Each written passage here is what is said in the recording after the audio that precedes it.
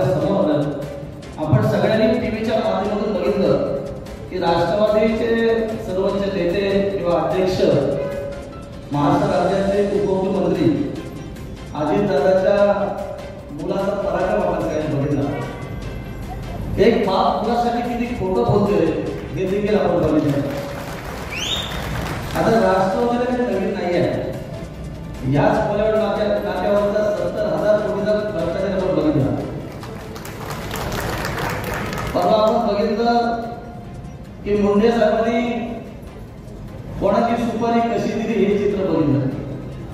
अतिशय भयावह परिस्थिती महाराष्ट्रामध्ये निर्माण आहे.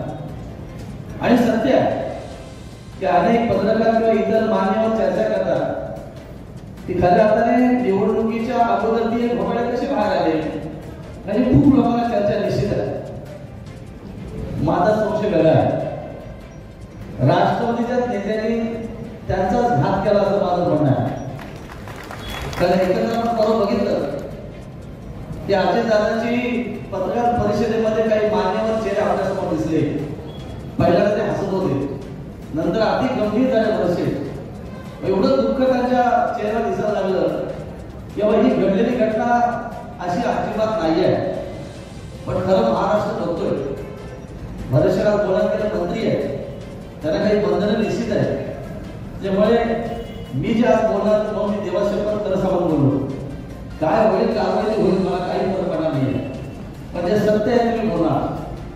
कारण या राष्ट्रवादीच्या बड्या नेत्यांनी खरं तर महाराष्ट्र लुटलंय. आपण बघितलं कोण खरं बोललं तरी का मानणार नाही आहे. हा 300 कोटी 70,000 कोटी किंवा 1800 कोटी हे सगळे आकडे आपण ऐकतो.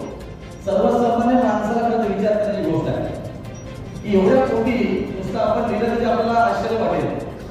म्हणजे तेव्हा सत्य आहे की कशा पद्धतीने लुटमार करायची ही अगदी संशोधन निश्चित आहे.